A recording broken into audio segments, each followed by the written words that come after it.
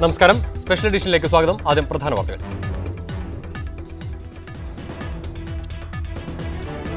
മദ്യനയത്തിൽ തീരുമാനമാവാതെ KPCC സർക്കാർ ഏകോപന സമിതി പിരിഞ്ഞു. ഏകോപന സമിതി ബുധനാഴ്ച വീണ്ടും ചേരും. പാർട്ടിക്കുള്ളിൽ ഇക്കാര്യത്തിൽ തർക്കമില്ലെന്നും അന്തിമ തീരുമാനം UDF-ലെന്നും VM സുധീരൻ. കോൺഗ്രസിലെ അനൈക്യം UDF സ്ഥാനാർത്ഥികളുടെ മികച്ച വിജയത്തിന് പ്രതികൂലമാകുമെന്ന് മുസ്ലിം ലീഗ്. പൊന്നാനിയിലും മലപ്പുറത്തും കോൺഗ്രസ് പാലം വലിച്ചെന്ന് പരാതിയില്ല. UDF 15 സീറ്റുകൾ നേടുമെന്നും ലീഗിന്റെ വിലയിരുത്തൽ. MG സർവകലാശാല വൈസ് ചാൻസലർ AV ജോർജിനെ പുറത്താക്കുന്ന കാര്യത്തിൽ അന്തിമ തീരുമാനം ചാൻസലറുടേതെന്ന് സുപ്രീം കോടതി. VC-യെ നീക്കുന്ന കാര്യം അന്വേഷിക്കാൻ ജഡ്ജിയെ നിയമിക്കണമെന്ന AV ജോർജിന്റെ അപേക്ഷ കോടതി തള്ളി. ട്രിപ്പിൾ ജമ്പ് താരം രഞ്ജിത്ത് മഹേശ്വരിക്ക് അർജുന അവാർഡിന് അർഹതയില്ലെന്ന് കേന്ദ്ര സർക്കാർ സുപ്രീം കോടതിയിൽ. രാജ്യത്ത് മരുന്ന് പരീക്ഷണത്തിന് വിധേയരായവർക്ക് നഷ്ടപരിഹാരം നൽകണമെന്ന് സുപ്രീം കോടതി. കോടതി ഉത്തരവ് 2005 മുതൽ 2012 വരെ പരീക്ഷണത്തിന് വിധേയരായ 506 പേർക്ക് നഷ്ടപരിഹാരം നൽകാൻ നടപടിക്കായി സർക്കാർ ഏജൻസികളെ കാത്ത് നിൽക്കരുതെന്നും കോടതി. ടോട്ടൽ ഫോർ യു തട്ടിപ്പ് കേസിൽ ഒളിവിലായിരുന്ന മുഖ്യപ്രതി ശബരിനാഥ് കീഴടങ്ങിയത് തിരുവനന്തപുരം ACJM കോടതിയിൽ. വധഭീഷണിയെ തുടർന്ന് ഒളിവിലായിരുന്നുവെന്നും രാജ്യം വിട്ടെന്ന വാർത്തകൾ അടിസ്ഥാനരഹിതമെന്നും ശബരിനാഥ്. രാജ്യത്ത് മരുന്ന് പരീക്ഷണത്തിന് വിധേയരായവർക്ക് നഷ്ടപരിഹാരം നൽകണമെന്ന് സുപ്രീം കോടതി. 2005 മുതൽ 2012 വരെ പരീക്ഷണത്തിന് വിധേയരായ 506 പേർക്ക് നഷ്ടപരിഹാരം നൽകാനാണ് കോടതിയുടെ ഉത്തരവ്. നഷ്ടപരിഹാരം നൽകാൻ സർക്കാർ ഏജൻസികളെ കാത്തു നിൽക്കരുതെന്നും സുപ്രീം കോടതി ഉത്തരവിട്ടു. മരുന്ന് പരീക്ഷണത്തിന് ഇരയായവർക്ക് സ്പോൺസർമാരെ കാത്തു നിൽക്കാതെ സർക്കാർ നഷ്ടപരിഹാരം നൽകണം. മരുന്ന് പരീക്ഷണത്തിന്റെ ഇരകൾക്ക് നേരത്തെ നഷ്ടപരിഹാരം നൽകാൻ സുപ്രീം കോടതി ഉത്തരവിട്ടിരുന്നു. ഇത് നടപ്പിലാക്കാത്തതിനെ തുടർന്നാണ് സുപ്രീം കോടതി നിർദ്ദേശം. പുതിയ മരുന്ന് പരീക്ഷണങ്ങൾ നടത്തുന്നതിന് കർശന നിർദ്ദേശങ്ങൾ കൊണ്ടുവരണം. ഇതിനായി കേന്ദ്ര സർക്കാർ പുതിയ നിയമങ്ങൾ കൊണ്ടുവരണമെന്നും സുപ്രീം കോടതി നിർദ്ദേശിച്ചു. പുതിയ രാസഘടനയുള്ള മരുന്നുകൾക്ക് അംഗീകാരം നൽകുന്നത് എന്തടിസ്ഥാനത്തിലാണെന്ന് വ്യക്തമാക്കണമെന്നും കോടതി നിർദ്ദേശമുണ്ട്. 2005 മുതൽ 2012 വരെ മരുന്ന് പരീക്ഷണത്തിനിരയായവർ രാജ്യത്ത് 57,303 ആണെന്ന് കേന്ദ്ര സർക്കാർ സുപ്രീം കോടതി അറിയിച്ചിരുന്നു. ഇതിൽ 2,644 പേർ മരണത്തിനിരയായി. 11,972 പേർക്ക് ശാരീരിക പ്രശ്നങ്ങളുമുണ്ടായി. രാജ്യത്തും വിദേശത്തുമായി നിർമ്മിച്ച 475 മരുന്നുകളാണ് മനുഷ്യനിൽ പരീക്ഷിച്ചത്. ഇത്രത്തോളം മരണത്തിനിടയാക്കിയ പരീക്ഷണത്തിന് ശേഷം ആകെ 17 മരുന്നുകൾക്കാണ് അനുമതി ലഭിച്ചത്. മീഡിയ 1 ഡൽഹി. ഈ വിഷയമാണ് സ്പെഷ്യൽ എഡിഷൻ ഇന്ന് ചർച്ചയ്ക്കെടുക്കുന്നത്. ഈ വിഷയത്തിൽ സംസാരിക്കുന്നതിന് വേണ്ടി അഡ്വക്കേറ്റ് സുനിൽകുമാർ, ജനനീതി പ്രവർത്തകൻ, ഒപ്പം ശ്രീ ഡോക്ടർ പ്രവീൺ പൈ, IMA സംസ്ഥാന secretary doctor Jayakrishnan, ethics committee member secretary doctor Anoop Thekkuveettil എന്നിവർ ടെലിഫോൺ ലൈനിലും ചേരും.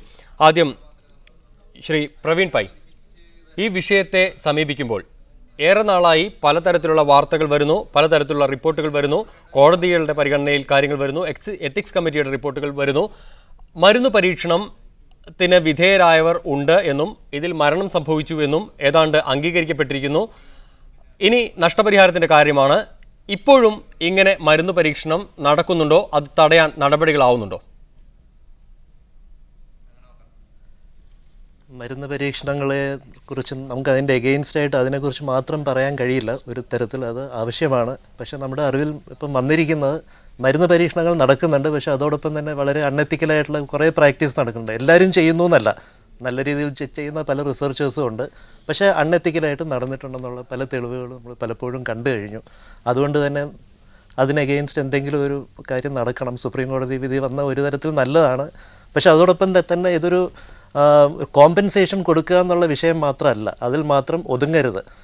അതിലുപരി ഇതൊരു എത്തിക്കലായിട്ടുള്ള ക്ലിനിക്കൽ റിസർച്ച് ഉണ്ടാവണമെന്നുള്ളതാണ് ആവശ്യം. ഡോക്ടർ പ്രവീൺ പൈ, തിരിച്ചെത്താം. അഡ്വക്കേറ്റ് സുനിൽകുമാർ, ഇവിടെ അതുതന്നെയാണ് പ്രശ്നം. നഷ്ടപരിഹാരം കൊടുത്തതുകൊണ്ട് മാത്രം പരിഹാരമായോ? ഇനിയും ഇത് നടക്കാതിരിക്കാനുള്ള കാര്യങ്ങൾ ശ്രദ്ധിക്കണം. മാത്രവുമല്ല, നഷ്ടപരിഹാരം കൊണ്ട് മാത്രം ഇരകൾക്ക് നീതി കിട്ടുമെന്നും ഉറപ്പാക്കാൻ കഴിയുമോ? മരുന്ന് പരീക്ഷണങ്ങളുമായി ബന്ധപ്പെട്ട് നിലവിൽ ഇപ്പോൾ വന്നിരിക്കുന്ന വിധി സ്വാഗതാർഹമാണ്. പക്ഷേ ഇത് ജനനീതി 2009 മുതൽക്ക് മരുന്ന് പരീക്ഷണങ്ങളിലെ നൈതികതയുമായി ബന്ധപ്പെട്ട് നടത്തിയ പഠനത്തിൽ നിന്ന് നടത്തിയ കണ്ടെത്തലുകൾ ഇപ്പോൾ വന്നിരിക്കുന്ന വിധി സാധൂകരിക്കുന്നു എന്നുള്ളതാണ് അതിലെ ഏറ്റവും പ്രധാനപ്പെട്ട ഒരു കാര്യം. കാരണം ജനനീതിയുടെ കഴിഞ്ഞ 4 വർഷത്തെ പഠനത്തിൽ നിന്ന് തെളിഞ്ഞ എല്ലാ കാര്യങ്ങളും സുപ്രീം കോടതി വിധിയിലൂടെ വളരെ കൃത്യമായിട്ട് ഇപ്പോൾ ശരിയാണെന്ന് തെളിഞ്ഞിരിക്കുകയാണ്. ഏറ്റവും പ്രധാനപ്പെട്ടത് ഇതിൽ പങ്കെടുക്കുന്ന ആളുകളുടെ അവകാശങ്ങൾ സംരക്ഷിക്കുന്നതിന് വേണ്ട യാതൊരുവിധ നിയമ സംവിധാനങ്ങളും ഇന്ന് നമ്മുടെ രാജ്യത്ത് നിലവിലില്ല എന്നുള്ളതാണ്.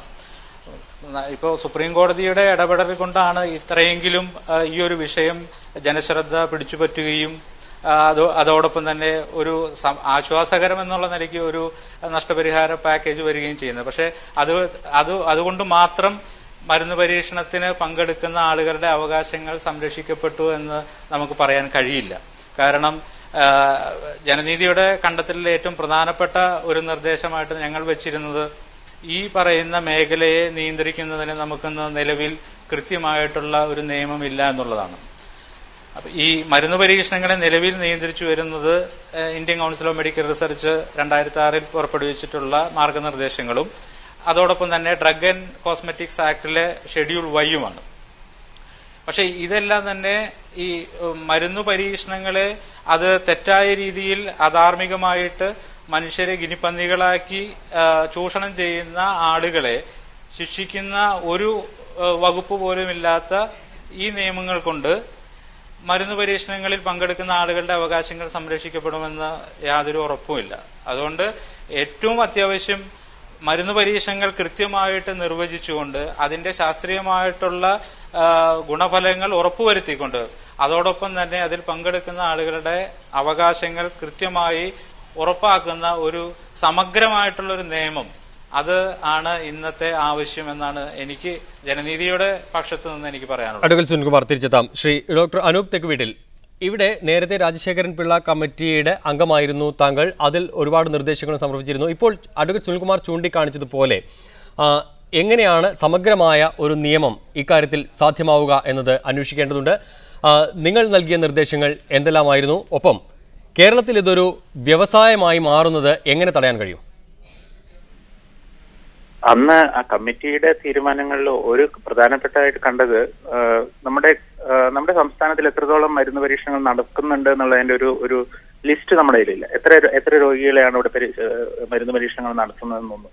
അപ്പൊ അതൊരു അത്യാവശ്യമായിട്ട് കേരള ഗവൺമെന്റിന്റെ സൈഡിൽ നിന്ന് ഒരു ഡാറ്റാ ബാങ്ക് ഉണ്ടാക്കണം എന്നുള്ളതായിരുന്നു ആദ്യത്തെ നിർദ്ദേശം. പിന്നെ വേണ്ടത് പല പരീക്ഷണങ്ങളും നടത്തുന്നത് ഒരു കൊമേഴ്ഷ്യൽ ആംഗിൾ ആണെന്ന് പോലും കമ്മിറ്റി കണ്ടിരുന്നതാണ്.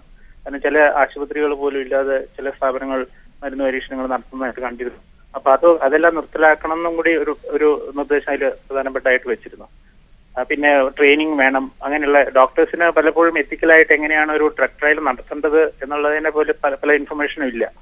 അപ്പൊ അതൊക്കെ വളരെ അത്യാവശ്യമായിട്ടുള്ളതാണ്. അപ്പൊ ഇന്നത്തെ ഇപ്പൊ സുപ്രീം കോടതിയുടെ പല നിർദ്ദേശങ്ങളും ഇപ്പൊ പുതിയ ഒരുപാട് നിയമങ്ങൾ വന്നതിൽ ഇപ്പൊ ഒരു രോഗി ഒരു മരുന്ന് പരീക്ഷണത്തിൽ പങ്കെടുക്കുമ്പോൾ ആ രോഗിയുടെ അവകാശങ്ങൾ, അത് മാത്രമല്ല ആ രോഗിയുടെ കൺസെന്റ്, ആ രോഗി അറിഞ്ഞിരിക്കണം ഞാനൊരു പരീക്ഷണത്തിലാണ് പങ്കെടുക്കാൻ പോകുന്നത് എന്നുള്ള ആ ഇൻഫർമേഷൻ വളരെ അത്യാവശ്യമാണ്. ഇപ്പോ കൺസെന്റ് ഇപ്പോഴും വീഡിയോ കൺസെന്റ് വേണമെന്ന് പോലും സുപ്രീം കോടതിയുടെ മാത്രമല്ല ഇപ്പൊ ഗവൺമെന്റ് ഓഫ് ഇന്ത്യയുടെ ഒരു പുതിയ നിയമമായിട്ട് വന്നിട്ടുണ്ട്. അപ്പൊ അങ്ങനെയുള്ള പുതിയ ഒരുപാട് നിയമങ്ങൾ വരുന്നുണ്ടെങ്കിലും ഇത് അത്യാവശ്യമായിട്ട് വേണ്ടത് ഈ മരുന്ന് പരീക്ഷണങ്ങൾ അത്യാവശ്യമായിട്ട് നമുക്ക് ആവശ്യമുള്ള ഒരു കാര്യമാണ്. കാരണം പുതിയ മരുന്നുകൾ ഇല്ലാതെ നമുക്ക് രോഗങ്ങൾ മാറ്റാൻ പറ്റില്ല.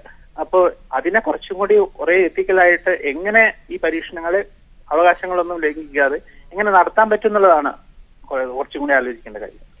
ഡോക്ടർ അനൂപ് തിരിച്ചെത്താം. ശ്രീ ഡോക്ടർ ജയകൃഷ്ണൻ IMA സംസ്ഥാന സെക്രട്ടറി നമ്മുടെ ടെലിഫോൺ ലൈനിൽ ചേരുന്നുണ്ട്. ഡോക്ടർ ജയകൃഷ്ണൻ, ഇക്കാര്യത്തിൽ ഡോക്ടർമാർക്ക് ഒരു വലിയ ഉത്തരവാദിത്വമുണ്ട്. അത് എങ്ങനെ നിർവഹിക്കപ്പെടുന്നു? ഇതിന് മാർഗനിർദ്ദേശങ്ങൾ വ്യക്തമായുണ്ട്. ഈ മാർഗനിർദ്ദേശങ്ങൾ പാലിക്കപ്പെടുന്നുണ്ടോ? ഇങ്ങനെ പാലിക്കപ്പെടാതെ പോകുന്നതിൽ നിരവധി ആശുപത്രികൾക്ക് പങ്കുണ്ട്. മാത്രവുമല്ല, ഇതൊരു പുതിയ വ്യവസായമായി തന്നെ അത് കേരളത്തിൽ വളർന്നു വരികയാണ്. ഔട്ട്സോഴ്സിങ്ങിന് ഇത്തരം കാര്യങ്ങളെ വിധേയമാക്കുന്നു. പുറത്തു നിന്നുള്ള മരുന്ന് കമ്പനികൾ വിദേശ രാജ്യങ്ങളിലൊക്കെ ശക്തമായ നിയമവും അതിൽ നഷ്ടപരിഹാരവും നിർദ്ദേശിക്കപ്പെടുമ്പോഴും കേരളത്തിൻ്റെ അവസ്ഥ ഇതിൽ വളരെ വ്യത്യസ്തമാണ്.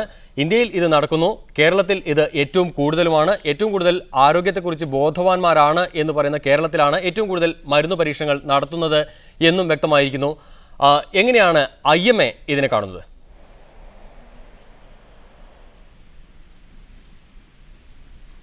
ഡോക്ടർ ജയകൃഷ്ണൻ കേൾക്കാമോ?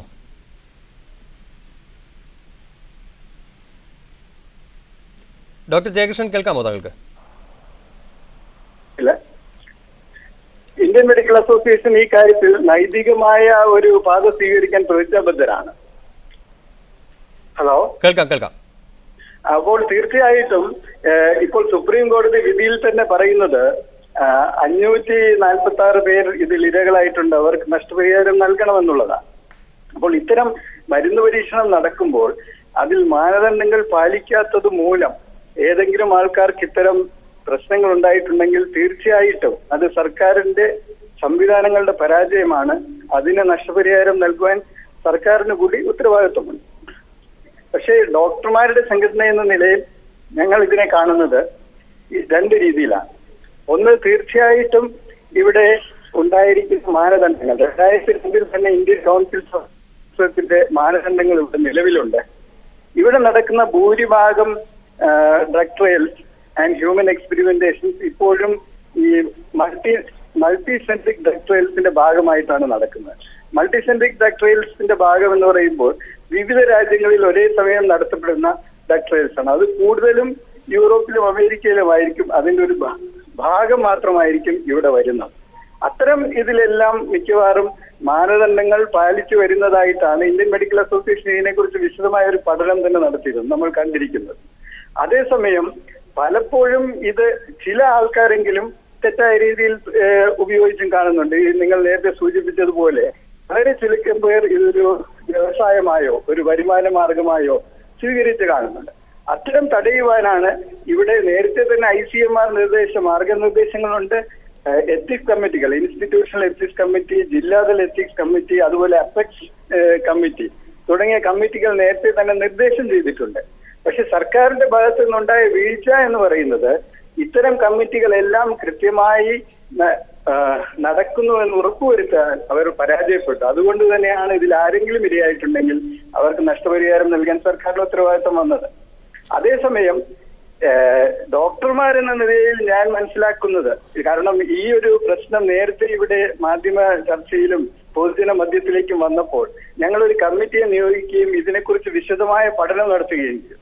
അതിൽ നമ്മൾ മനസ്സിലാക്കിയത്, നമ്മൾ വിചാരിക്കുന്നത് പോലെ നൈതികമല്ലാത്ത രീതിയിൽ ഈ കാര്യത്തിൽ ഡോക്ടർമാർ പൊതുവായി പ്രവർത്തിക്കുന്നില്ല എന്നുള്ളതാണ്. ചുരുക്കം ചില ഇതിൽ മാത്രമേ ഇത് സംഭവിക്കുന്നുള്ളൂ. പക്ഷേ ഈ നിയമങ്ങൾ അനുസരിച്ച് കർശനമായ വ്യവസ്ഥകൾ തീർച്ചയായിട്ടും വേണം. അതേസമയം ഇതിന്റെ മറ്റൊരു വശം എന്ന് പറയുന്നത്, ഇവിടെ പുതിയ മരുന്നുകൾ ഉൽപ്പാദിപ്പിക്കപ്പെടണം എന്ന് മാത്രമല്ല, ഇന്ന് സംഭവിക്കുന്നത് ഇന്ത്യ ഒരു മരുന്നിന്റെ വലിയ കമ്പോളമാണ്. ഇവിടെ വിറ്റഴിക്കപ്പെടുന്ന മരുന്നുകളുടെ വരുമാനത്തിന്റെ ഒരു വലിയ ഭാഗം റിസർച്ചിന് വേണ്ടിയും കൂടിയാണ് ഉപയോഗിക്കപ്പെടേണ്ടത്. പക്ഷെ ഇവിടെ വിറ്റഴിക്കുന്ന വരുമാനം റിസർച്ചിന് വേണ്ടി അമേരിക്കയിലും യൂറോപ്പിലും ഉപയോഗിക്കപ്പെടുന്ന നില മാറ്റി അതിവിടെ തന്നെ ഉപയോഗിക്കപ്പെടുവാൻ, ഇവിടെ പുതിയ മരുന്നുകൾ ഡെവലപ്പ് ചെയ്യുവാൻ തീർച്ചയായിട്ടും നമ്മൾ റിസർച്ച് പ്രൊമോട്ട് ചെയ്യാനുള്ള ഒരു ഡോക്ടർ ജയകൃഷ്ണൻ വ്യക്തമാണ്. അഡ്വക്കേറ്റ് സുനിൽകുമാർ, ആ നിലയിൽ പരിശോധിക്കുമ്പോൾ ഇന്ത്യയിൽ ഗവേഷണത്തിന് വേണ്ടത്ര പണം ചെലവഴിക്കപ്പെടുന്നില്ല, അതിൽ വേണ്ടത്ര ഊന്നൽ നൽകുന്നില്ല എന്നത് ഒരു വശം. മറുവശം, കൃത്യമായ മോണിറ്ററിംഗ് സംവിധാനങ്ങൾ ഇല്ല എന്നതാണ്. അതുകൊണ്ട് തന്നെ മരുന്ന് കമ്പനികൾ മാത്രമല്ല സർക്കാരും നഷ്ടപരിഹാരം നൽകാൻ ബാധ്യസ്ഥരാണ്, ഇതിലൊക്കെ തന്നെ ഉത്തരവാദികളുമാണ് എന്ന വാദം.